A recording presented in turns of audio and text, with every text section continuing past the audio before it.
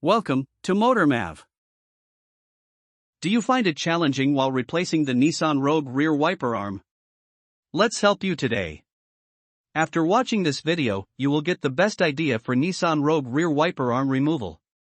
So, the tools here you will need are a flathead screwdriver, a socket 11mm/14mm, and a rachet. Let's start the steps. Step 1. Mark the wiper arm location. This step will help you while installing the new one. Step 2. Loosen the nut. At the bottom, you will see a hinged cap. This cap covers the nuts from dust.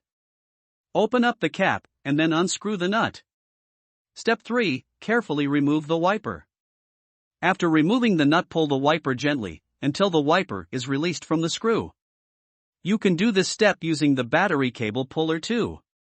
Be careful while removing the nut off the wiper arm lest you should damage the windshield. Now, install your new windshield wiper and enjoy. Visit our page MotorMav to read this blog in detail. And do subscribe to our channel and hit the bell icon.